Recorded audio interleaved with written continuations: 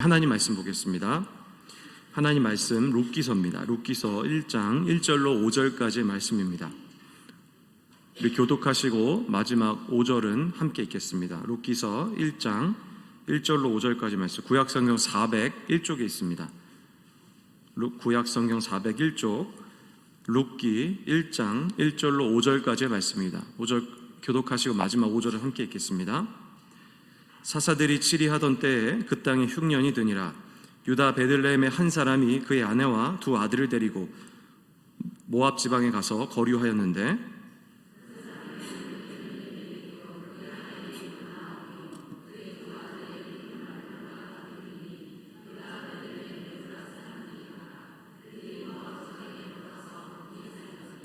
나오미의 남편 엘리멜렉이 죽고 나오미와 그의 두 아들이 남았으며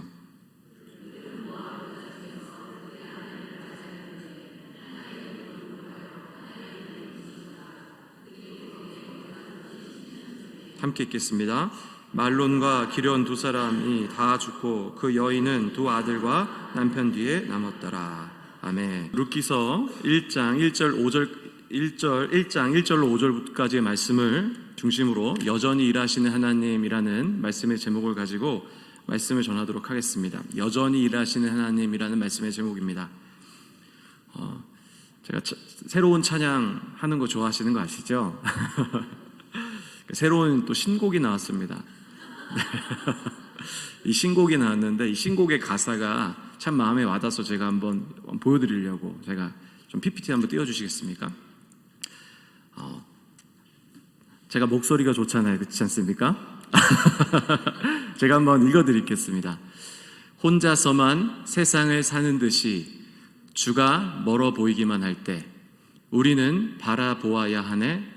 우리에게 오셨던 주님을, 주님이 우리의 아픈 마음을 아시네. 가까이서 우리 마음에 공감하시네. 우리 가운데 찾아오셨던 그 주님이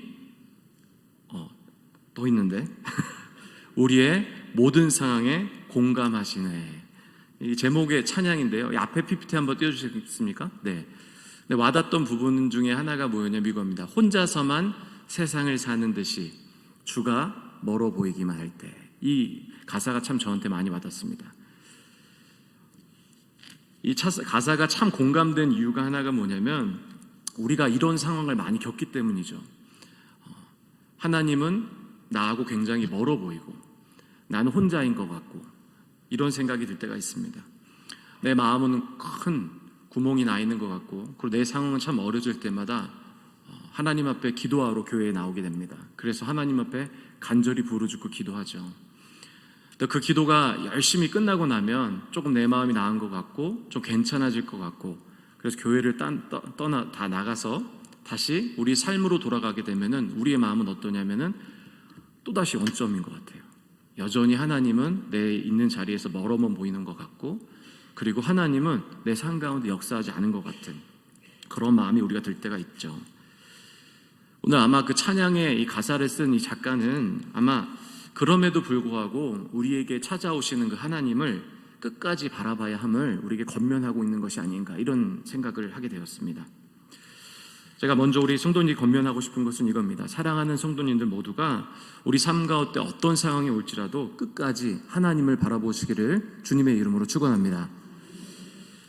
여러분, 우리가 어떤 상황이 올지라도 하나님을 끝까지 바라보아야 할 이유가 있습니다.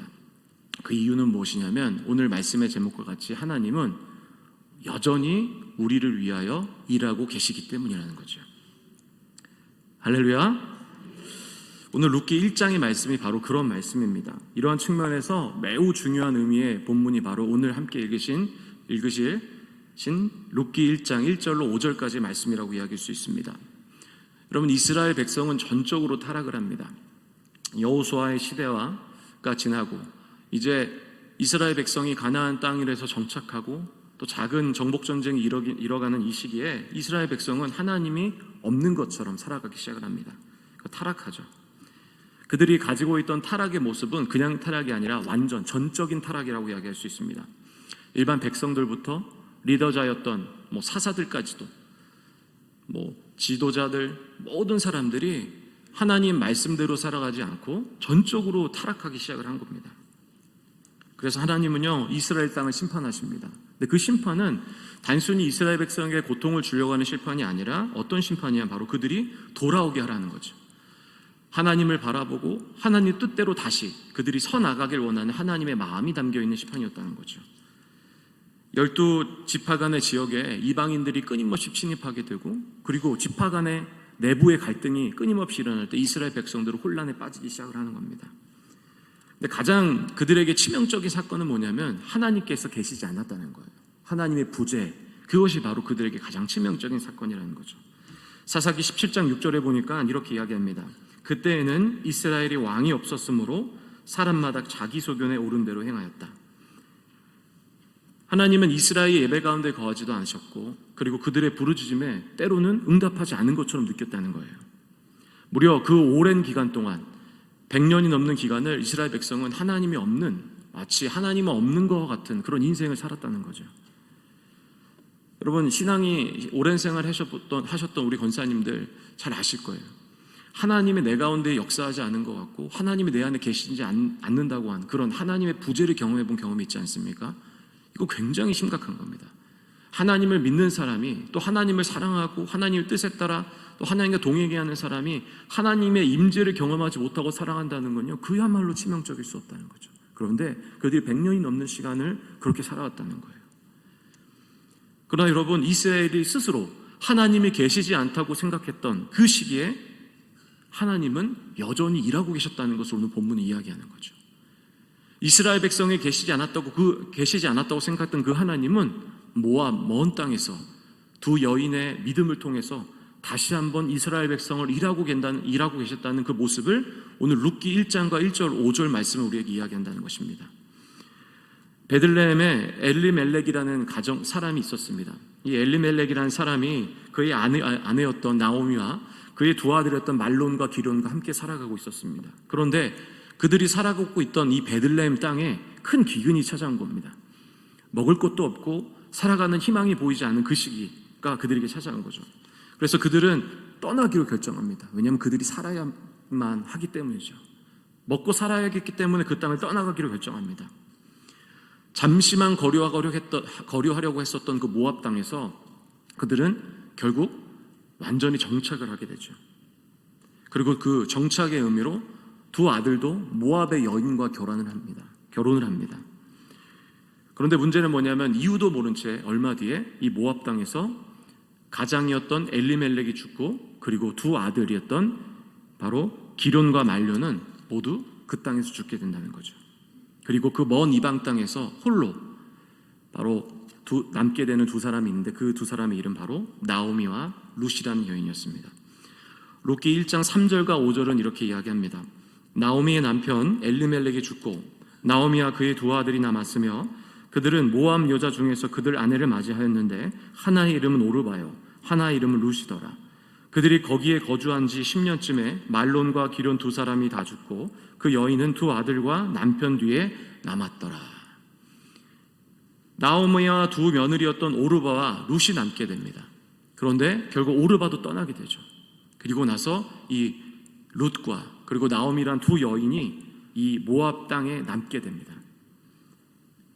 여러분 잘 아시겠지만 이 룻기서라는 이 성경은 이 두 사람의 중심으로 쓰여진 이 성경이 바로 룻기서라고 이야기할 수 있습니다. 여러분 잘 아시겠지만 이 룻을 통해서 어떤 사람이 등장하는지 아십니까? 후에 누가 나타나는지 아십니까? 예수님이죠. 여러분 잘 아시다시피. 여러분, 하나님은 일하고 계셨다는 거죠. 하나님은 이스라엘에 계시지 않았던 것이 아닙니다.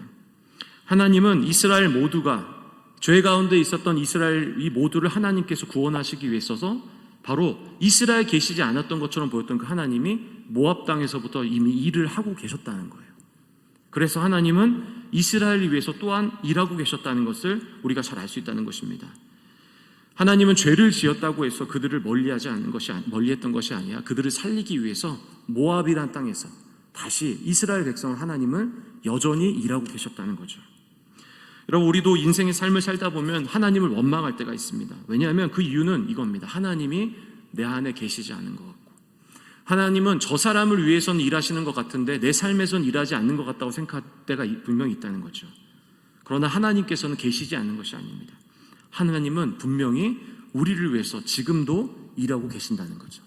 지금을 말씀을 듣는 이 시간에도 하나님은 우리의 삶의 방향을 돌이키기 위해서 지금도 우리에게 여전히 말씀하고 계신 줄 믿습니다. 단지 우리가 생각하고 계획한 그곳에서 하나님이 내 방식대로 일하지 않기 때문에 하나님이 계시지 않는다고 생각할 뿐이라는 거죠. 하나님은 우리가 생각한 이상으로 우리 자신을 너무 잘 아시는 분이시기 때문에 하나님은 우리를 위하여, 우리만을 위하여, 또 우리가 가장 좋은 곳을 가기 위하여 지금도 일하고 계신다는 것입니다. 그래서 하나님, 우리가 가장 필요한 그곳에 지금도 일하고 계신다는 거죠. 부재를 느끼는 이유, 하나님이 내 안에 계시지 않고 나를 위해서 일하시지 않는다고 하는 이유는 딱 하나님, 바로 내 생각이 너무 크기 때문이라는 거예요. 내 생각이 너무 크기 때문에 하나님의 일하심이 결코 보일 수 없다는 거죠. 여러분, 우리 모두가 반드시 인지하고 살아가야 할 것이 있습니다. 또 믿어야 할 것이 있습니다. 그것이 무엇이냐면 바로 하나님은 오늘 말씀의 제목과 같이 우리 삶을 위해서 여전히 일하고 계신다는 것입니다. 저는 오늘 어떤 상황 속에서도 우리를 위하여 여전히 일하시는 하나님에 대해서 오늘 전하고자 합니다. 그래서 여전히 일하시는 하나님에 대해서 두 가지로 말씀을 전하려고 합니다. 오늘 사랑하는 성도님들, 말씀을 통해서 우리를 위하여 여전히 일하시는 하나님을 믿으시기를 주님의 이름으로 축원합니다. 첫 번째로는 하나님은 우리의 고통 가운데서도 하나님은 우리를 위하여 여전히 일하고 계신다는 겁니다. 요즘 제가 가장 많이 보는 책을 쓰는 그 작가의 이름이 있는데 그 작가의 이름이 팀 켈러라는 사람입니다. 이 팀 켈러 책을 보면 계속 빠지게 돼요. 너무 이 성경을 보는 아주 독특한 관점이 있어서 그 책을 계속 보는데, 그분이 쓴 책 중에 고통에 답하다라는 책이 있습니다. 이 팀 켈러라는 목사님이신데 이 고통에 답하다라는 책에서 우리가 인생에 살아가는 동안 겪을 수 있는 고통은 4가지 종류일 것이다 라고 얘기를, 성경을 비유해서 얘기합니다. 이 첫 번째는 뭐냐면 자기 죄에 대한 결과로서 오는 고통의 문제입니다. 그러니까 우리가 하나님 말씀대로 살아야 하는데 하나님 말씀대로 살아가지 못할 때 하나님 우리 가운데 고통을 허락하신다는 거예요. 때로는 이 경우 고통은 심판의 성격을 가지기도 하고 인간을 잘못해서 돌이키는데 사용되기도 합니다. 그러니까 보통 일반적으로 성경에서 사용되는 고통의 원인이 대부분이 바로 우리의 죄된 모습 때문에 일어나는 것이라고 이야기하죠. 두 번째로는 이겁니다. 잘못은커녕 의롭기 때문에 받는 고통의 문제입니다. 예를 들면 이제 바울과 예레미야라는 이제 선지자가 있지 않습니까? 이 하나님의 말씀을 바로 전했기 때문에 그들이 겪는 고통이 바로 이제 핍박을 받았던 사람들이, 그 고통이 바로 이 의롭기 때문에 당하는 고통의 문제라는 거죠. 세 번째로는 자연적 상실에서 오는 고통입니다. 이건 뭐냐면 예를 들면 이겁니다. 만약에 나의 가까운 친족이나 친구나 나의 부모나 이 사람들이 이 자연적 한계로 인해서 죽음을 맞이할 때 우리가 겪는 그런 고통을 이야기하는 겁니다. 그러니까 예를 들면 성경이 이야기하기는 마리아와 마르다가 그의 형제였던 나사로를 잇는 일이 있지 않습니까? 그때 겪었던 그 고통의 문제라는 거죠. 이는 이제 피조 세계의 한계에서 비롯된 인간이 겪을 수밖에 없는 그 고통의 문제라고 이야기할 수 있습니다. 네 번째로는요, 신비로서의 고통입니다. 이게 뭐냐면 이유를 모르는 거죠. 이유를 모르는 거. 내가 왜 이 고통을 당해야 하나? 나는 이 상황에 왜 놓여야만 하는가? 이런 생각이 들 때가 있는 거죠. 성도님들 어떻게 생각하십니까? 4가지 중에서 여러분이 겪는 고통은 1번, 2번, 3번 수정에 어떤 것입니까? 손으로 한번 해보세요. 손으로. 하나, 둘, 셋. 한 분만 하셨네요. 저는 개인적으로 한번 생각을 해봤는데 아마도 1번이 제일 많은 것 같아요. 1번이. 그런데 실제로는 우리가 체감하고 느끼는 건 4번이 아닌가 생각됩니다. 뭐냐면 이유를 모르는 고통이에요. 우리는 분명히 죄 가운데 있어서 하나님을 돌이키라고 우리에게 주신 고통이 있는데, 고통이 대부분인데 실제로 우리가 체감하는 것은 아마도 모르는, 내가 왜 이런 고통을 당해야 하는지 모르는 것이 확률이 높다는 생각을 많이 했습니다. 여러분, 어쨌든 이 4가지 고통에서 이 공통점이 있습니다. 이 4가지 고통 가운데 있는 공통점, 그게 무엇인지 아십니까? 하나님은 여전히 그들을 위해서 일하셨다는 거예요. 1번의 상황이든 2번, 3번 상황이든 모두 다 하나님이 함께 하셨다는 것을 성경을 통해서 이야기한다는 거죠. 이스라엘이 죄 가운데 빠져 있을 때 하나님은 그들이 돌아오길 원하시죠. 그래서 고통을 주시는 거예요. 그리고 스데반이 복음을 전하기 위해서 많은 사람들에게 돈을 맞을 때도 하나님은 함께 하셨죠. 사랑하는 형제였던 나사로를 잃은 바로 마리아와 마르다가 슬퍼하고 고통스러워할 때도 예수님은 그들과 함께 하셨고, 그리고 욥이 고통을 당했을 때도 하나님은 이렇게 말씀하셨다는 거죠. 내가 너와 함께 있었다는 거죠. 여러분, 성경이 왜 우리에게 이 사실을 기록하겠습니까? 왜 내가 성경에 많은 인물들이, 다양한 성경의 인물들이 고통 가운데도 하나님이 함께 하셨다는 것을 우리에게 왜 보여주시겠습니까? 이거는 당연하죠. 바로 이유는 뭡니까? 어떤 상황의 고통일지라도 하나님은 우리와 함께 계셨다는 거예요. 그리고 함께 하실 거라는 거죠.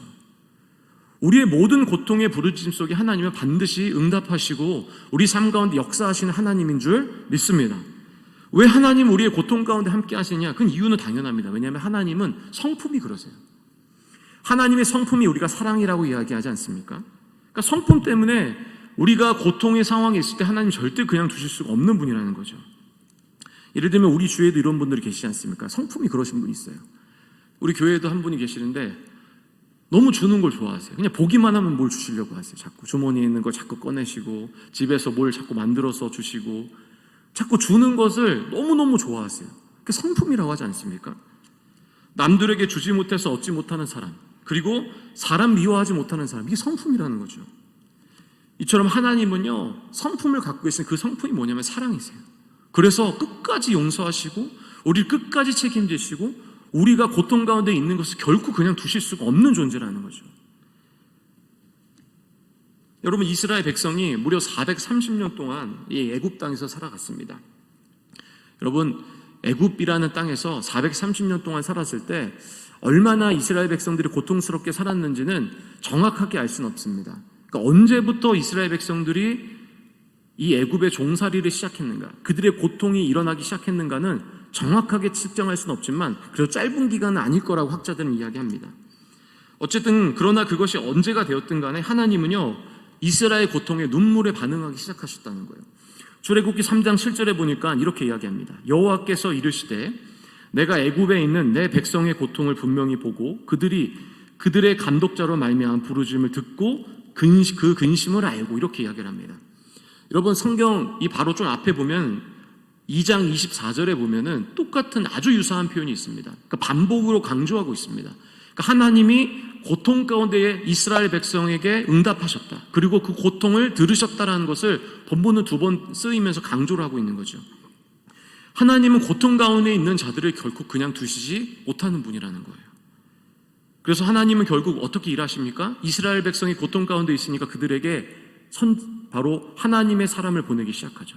바로 모세와 아론을 보내신다는 거죠. 우리 사랑하는 성도님들 가운데도 고통이 문제가 있고 우리가 삶에 어려운 문제가 있다면 하나님 앞에 기도하시기를 주님의 이름으로 축원합니다. 왜냐하면 하나님은 그 고통 가운데 절대로 그냥 두지 않으시고 여러분의 삶 가운데 누구를 보내주시길 원하시냐면 바로 모세와 아론을 여러분 가운데 보내주신다는 거예요. 이 모세와 아론의 존재는 누구를 상징하냐? 즉 하나님이라는 거죠. 우리 성도님들이 하나님 앞에 기도하실 때 하나님은 반드시 하나님이 함께 하시고 동행하실 줄 믿습니다. 그뿐만 아니라 하나님께서는요, 고통 가운데 있었던 한나와 함께 하시는 것을 볼 수 있다는 거죠. 한나는요, 자녀를 낳지 못합니다. 그 당시의 문화와 시대를 고려해 봤을 때 그녀가 겪었던 고통은 우리가 생각했던 어떤 고통의 수준과는 전혀 다른 문제라고 생각할 수 있다는 거죠. 그런데 이 한나는 이 고통의 문제를 가지고 어떻게 됐냐? 바로 하나님 앞에 나왔다는 거죠. 하나님 앞에 나와서 마치 술에 취한 여자와 같이 하나님 앞에 간절히 기도했더니 무슨 일이 일어나냐? 하나님이 한나와 함께 하시는 거예요. 우리 사무엘상 1장 11절의 말씀을 함께 읽겠습니다. 소원하여 이르되 만군의 여호와여, 만일 주의 여종의 고통을 돌보시고 나를 기억하사 주의 여종을 잊지 아니하시고 주의 여종에게 아들을 주시면 내가 그의 평생에 그를 여호와께 드리고 삭도를 그의 머리에 대지 아니하겠나이다. 아멘. 하나님이 어떻게 하셨습니까? 이 기도에 응답하신 거죠. 고통 가운데 하나님 앞에 기도를 드렸던 한나의 기도에 하나님은 결코 그녀를 모른 척하지 않으셨어요. 하나님의 백성이었던 그 한나에게 하나님은 그 고통의 기도에 응답하시고 결국 어떤 일이 일어납니까? 한나에게 사무엘을 주시는 거죠. 우리 사랑하는 성도님들도 여러분의 고통의 문제와 어려움의 문제를 가지고 하나님 앞에 나오시기를 주님의 이름으로 축원합니다. 하나님께서는요, 우리의 어떤 고통 가운데도 여전히 일하고 계신다는 거예요. 여러분 근데 그렇게 느끼지 못했잖아요. 여러분이 정말로 힘든 상황 속에 서 있을 때 여러분 혼자라고 생각하셨잖아요. 하나님 도대체 어디 계셨는지, 하나님 왜 제 삶 가운데 역사하지 않으셨는지 하나님 앞에 원망하지 않으셨습니까? 힘드셨잖아요. 그런데 하나님은 그 가운데도 여러분의 그 눈물의 기도에 응답하고 계셨다는 거예요. 그것을 보셨다는 거예요. 육체의 몸을 가져본 경험이 있으신 하나님께서는요, 우리의 고통에 너무나 깊이 공감하세요. 여러분 그렇게 생각한다면 예수님께서 인간의 몸을, 다른 방법도 아니라 인간의 몸을 가지고 이 땅에 오셨다는 것은 우리를 그만큼 사랑하셨기 때문이라는 거죠. 고통 가운데 아무것도 들리지 않는다고 해서, 또한 우리 환경이 변하지 않는다고 해서 하나님이 함께 하시지 않는다는 것이 아니에요. 하나님은 여러분의 기도에 응답하고 계시고 여러분이 생각하는 그 기준에서 지금 일하고 계신 것이 아니라 여러분이 상상할 수도 없는 그곳에서 하나님은 일하고 계신 거예요. 마치 이스라엘 백성을 위하여 하나님이 먼 땅, 이 모압이라는 땅에서 일하고 계셨던 것처럼, 우리 사랑하는 성도님들, 이 하나님, 고통 가운데도 우리 삶 가운데 여전히 일하시는 하나님을 의지하시기를 주님의 이름으로 축원합니다. 마지막 두 번째로, 하나님은 우리 죄 가운데도 여전히 일하신다는 겁니다. 이게 참 이상한 것입니다. 어떤 분들은 죄를 지으면 하나님은 함께 하실 수 없다고 얘기하는 거예요. 그렇지 않습니까? 하나님이 거룩하신 분인데 죄를 짓는 어떤 사람에게 하나님이 함께 하신다는 건 조금 이상한 이야기 같지만, 그건 분명히 성경적으로 하나님은 여전히 일하신다는 거예요. 오늘 이스라엘 백성을 위해서 일하셨던 것처럼. 그럼 우리 이제 자녀들이 너무나 예쁘잖아요. 그렇지 않습니까? 저도 우리 자녀가 너무 예쁘고 자녀를 볼 때마다 이 설레임으로 가득한 아주 자식 바라는 아버지인데, 참 이런 표현이 이제 좀 죄송한 표현이긴 하지만 때로는 우리 저희 아들을 보면서 죄송합니다. 이런 이거 안 하기로 했는데 우리 자녀를 보면서 이런 생각이 들 때가 있습니다. 진상 같다, 이런 생각. 너무한다는 생각이 들 때가 언제냐면 식당에 갔을 때예요. 저희는 식당에 함부로 가지 않습니다. 저는 절대로 식당에 함부로 안 가요. 왜냐하면 식당 가면은 정말 난리가 납니다. 왜냐하면은 우리 애들이 옆에 식사하시고 있는 분의 식상에서 음식을 먹을 때도 있어요. 그럼 저는 이제 그 식당에서 부끄러워서 고개를 숙이고 때로는 고개를 이렇게 돌리기도 합니다. 정말 이 진상짓 할 때 보면 정말 부끄럽고 얼굴을 들 수가 없습니다. 그리고 죄송하다는 얘기를 같이 다닐 때마다 늘 해야 됩니다. 죄송합니다. 저 자식이 내 자식인가라는 생각이 듭니다. 왼수라는 생각이 들 때도 있습니다. 근데 내 자녀가 아무리 세상에서 이 손가락질 당하는 죄를 이렇게 짓더라도 이 부모의 태도는 그렇지 않다는 거죠.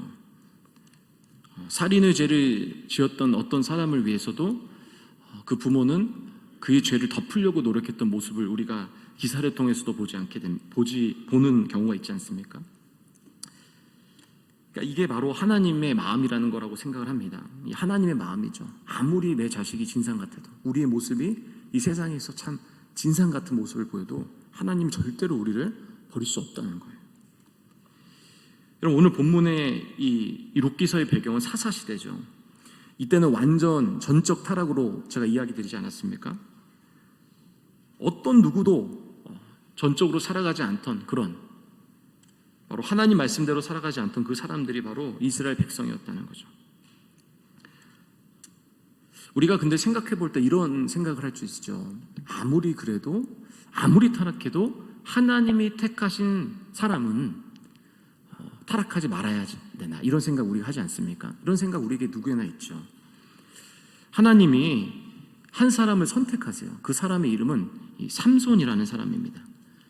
그 사람은 하나님이 이스라엘 백성을 구원을 위하여 또 하나님이 택하신 사람이에요. 그런데 심지어는 이 사사시 때는 이 사람도 타락을 했다는 거예요. 이 소라라는 땅에 마노아라는 사람이 있었습니다. 이 마노아라는 사람이 그의 아들이 없어서 아들이 낳고 싶어서 하나님 앞에 기도했는데 그의 기도에 응답하셔서 낳은 아들의 이름이 삼손이에요. 그래서 하나님이 이 삼손을 어떻게 자라기를 원하셨냐면 나실인으로 자라기를 원하셨죠. 그래서 포도주도 안 되고 독한 술도 안 되고 삭도를 머리에 대지 말고 또한 죽은 자도 대할 수 없도록 아주 거룩하게 살아가도록 하나님 명령을 하시죠. 근데 여러분, 이 아주 거룩하고 하나님이 선택했던 이 사람이 등장하는 이 말씀이 어떻게 시작되냐면 이렇게 시작을 합니다. 사사기 14장 1절과 2절에 보니까 이렇게 이야기합니다. 삼손이 딥나에 내려가서 거기서 블레셋 사람의 딸들 중에서 한 여자를 보고 올라와서 자기 부모에게 말하여 이르되 내가 딥나에서 블레셋 사람의 딸들 중에서 한 여자를 보았사오니 이제 그를 맞이하여 내 아내로 삼게 하소서. 이렇게 얘기하죠. 시작이 뭐냐면 벌써부터 죄송한 얘기지만 진상의 행동을 하는 거예요. 진상. 하나님이 거룩하게 구분해서 사용하려고 했더니 시작하자마자 하나님이 하지 말라고 하는 거. 이방 여인과의 결혼을 분명히 하나님 금지하셨는데 또 이유는 뭡니까? 예를 들어서 지혜로우면 참 지혜롭거나 아니면 이 하나님 거룩한 나라를 위하여 사용할 수 있는 그런 자매감, 이런 게 아니라 아름다워서, 이 이유 하나죠. 그래서 블레셋 사람의 한 여인과 결국 자기 마음대로 이제 관계를 맺게 되죠. 근데 여러분, 그것을 끝이 아닙니다. 딥나에서 만났던 블레셋 여인과의 그 만남이 끝이 아니라 또 여자를 만나죠. 그 여자 이름 뭐냐면 바로 들릴라라는 사람이죠. 이 가사의 블레셋 여인이었던 들릴라를 참 왜 블레셋 여인만 취했는지 이유는 모르겠지만 바로 그 땅에서 하나님이 하지 말라는 바로 진상의 행동을 하기 시작한 거죠. 그런데 아주 중요한 것이 무엇이냐면 여러분들이 성경을 보면서 잘 아시다시피 하나님은 삼손을 위해서도 여전히 일하셨다는 거예요. 죄 가운데 하나님의 말씀대로 살아가지 않고 나실인으로서 거룩하게 구분되어야 살아가야 이 사람이 죄 가운데 있을 때도 하나님은 그를 위하여 일하고 계셨다는 거죠. 여러분, 삼손을 통해서 하나님이 죄 가운데 있는 사람을 어떻게 일하시는지를요, 세 가지로 좀 볼 수 있는데 제가 그것을 좀 나누려고 합니다. 이 첫 번째는 뭐냐면은 하나님은 그냥 두시는 거예요. 하나님은 그냥 죄 가운데 있는 사람 그냥 두세요. 그러니까 하나님께서 일하시는 방식 중에 하나의 방식인데, 그러니까 예를 들면 이겁니다. 우리가 죄를 지으면 하나님은 그 죄에 대해서 즉각 반응을 안 하신다는 거예요. 일단 하나님은 기다리세요. 돌아오라는 거죠. 내가 특별한 어떤 무엇을 주지 않아도 스스로 깨우쳐 돌아오기를 원하세요. 그러면서 그냥 삼손을 그냥 두시는 거예요. 삼손이 이방 여인과 음란한 행위와 또 나실인의 인미를 지키지 않더라도 일단 기다리시다가 하나님은 계속 참으시는 거죠. 그러니까 우리도 보통 이제 법정 용어로 말하게 되면 이제 초범이라고 하죠. 초범일 때는 하나님이 어떻게 하시냐면 그냥 두세요. 죄 가운데 있을 때 그냥 두시는 거죠. 어떤 분들이 이런 경험이 있으실 거예요. 내가 분명히 스스로 알아요. 내가 지금 죄를 행하고 있는 것도 아는데 내 삶이 너무 잘 풀리는 거예요. 그냥 그대로 가는 것 같아요. 마치 내 행동이 정당화되는 것처럼. 그래, 나는 괜찮고 하나님은 이 정도는 이해하실 거야. 이런 생각하는 때가 있다는 거죠. 그런데 하나님은요, 그게 괜찮아서 그런 게 아니세요. 그냥 일단 기다리시는 거예요. 스스로 돌아오도록, 내가 무엇을 행동하지 않아도 돌아오도록 하나님 기다리시는 거죠. 여러분 꼭 기억하실 게 뭐냐면 괜찮아서 그러신 게 아니라는 거예요. 두 번째는 뭐냐면 채찍을 드디어 드시는 거죠. 삼손이 하나님을 끝까지 바라보지 않자 하나님은 누구를 이용하냐면은 자신이 가장 사랑했던 여인, 바로 들릴라라는 여인을 이용하는 거죠. 하나님은 때로는 이 가볍게 채찍을 들기도 하지만 오늘의 이야기처럼 들릴라를 이용해서 아주 큰 채찍을 드실 때도 있다는 거죠. 여러분, 들릴라, 이 사람이 누굽니까? 바로 이 삼손에게 아주 사랑하고 소중했던 사람이죠. 하나님은요, 때로는 그렇게 일하시기도 한다는 거죠. 여러분, 제가 좀 재밌는 이야기를 드리면은, 제가 학생 때 제가 이제 워낙 이제 가난하게 살다 보니까 하나님이 저를 이렇게 깨우치셨던 도구가 있었어요. 그게 뭐냐면은 지갑이에요, 지갑. 이게 무슨 얘기냐면은 하나님이, 제가 약간 기억력을 이렇게 깜빡깜빡하는 게 좀 있거든요. 근데 하나님이 제가 혹시 하나님의 방향대로 살아가지 않을 때 보면은 항상 어떻게 일을 하셨냐면, 지금 돌아보면은 지갑을 잃어버리게 하셨어요. 제가요, 그거를 그때도 알았거든요. 그래서 항상 지갑을 잃으면 회개를 했습니다. 하나님은 참 이상하게 이 지갑을 딱 없어지게 하시는 거예요. 그러면은 제가 스스로 깨닫는 거예요. 아주 경범죄를 저지를 때는 지갑을 잃어버렸는데 찾게도 하시고 그리고 아주 내가 이제는 도저히 안 되겠다 싶을 땐 하나님 지갑을 완전히 잃어버리게 하시고 이렇게 일하실 때가 보면서 하나님이 저를 위해서 그렇게 일하셨다는 것을 제가 깨우치게 되었습니다. 마지막 세 번째로 하나님이요, 이 삼손 가운데 일하시는 이 원리 중에 마지막이 무엇이냐면 바로 하나님은 고통을 통해서 하나님을 보시기 원한다는 거예요. 그러니까 우리가 채찍을 맞음으로 인해서 하나님은 하나님을 바라보기 원하신다는 거죠. 삼손에게 드신 하나님의 채찍을 통해서 이루어진 결과는 다음과 같습니다. 우리 사사기 16장 28절 함께 읽겠습니다. 삼손이 여호와께 부르짖어 이르되 주 여호와여 구하옵나니 나를 생각하옵소서. 하나님이여 구하옵나니 이번만 나를 강하게 하사 나의 두 눈을 뺀 블레셋 사람에게 원수를 단번에 갚게 하옵소서 하고, 하나님의 채찍을 통해서 이루어진 것은 무엇입니까? 삼손이 하나님을 바라봤다는 거죠. 여러분, 저는 이것이 하나님의 백성의 조건이라고 생각을 합니다. 채찍을 맞았을 때 하나님을 보는 거죠.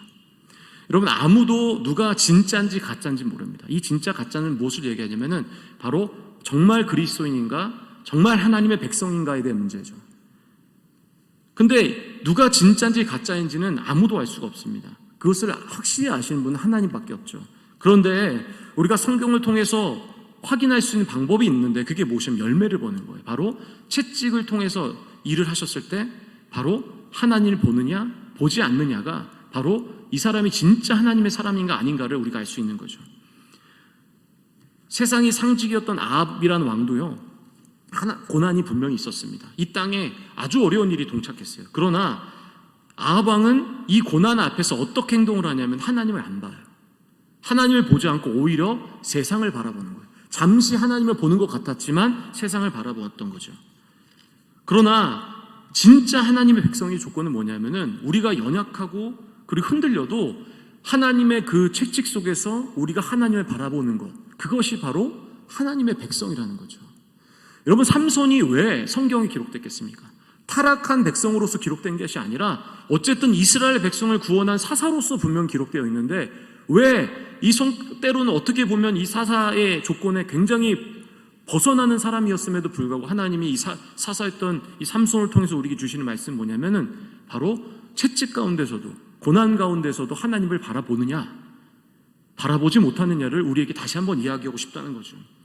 바로 삼손을 통해서 우리가 배워야 할 점이라는 것입니다. 하나님은 삼손을 통하여 보듯 하나님을 보도록 제 가운데 있는 사람들도 버리지 아니하시고 여전히 일하시는 하나님이시라는 것입니다. 하나님은요, 자기 백성을 모두 구원하기 원하세요.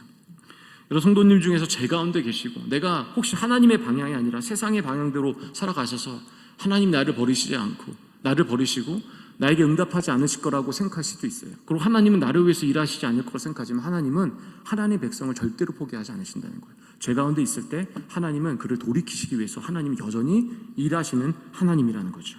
그래서 우리가 죄 가운데 있을 때 더욱더 해야 할 일은 무엇이냐? 하나님을 바라보아야만 한다는 것입니다. 이 말씀을 정리하겠습니다.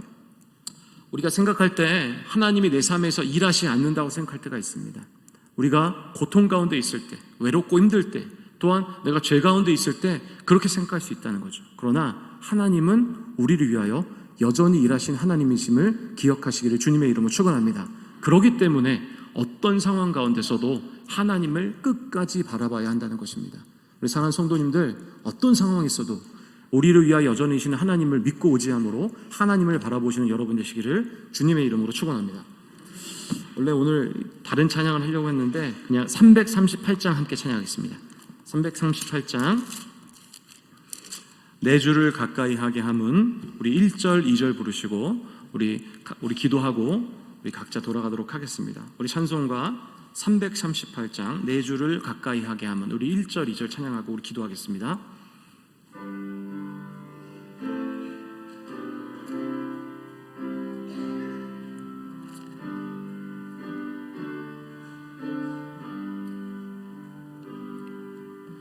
내 주를 가까이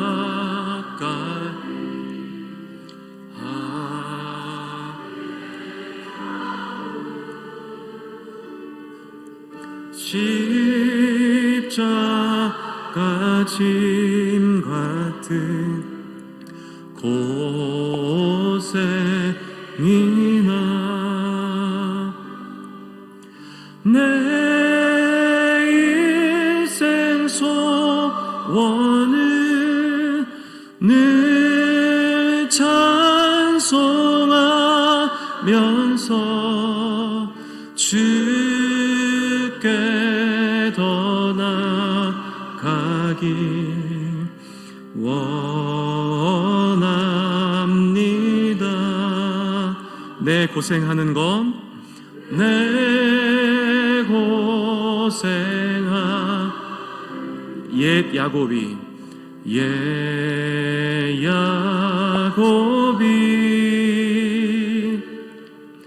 돌베개 베고자 갔습니다. 꿈에도 소원이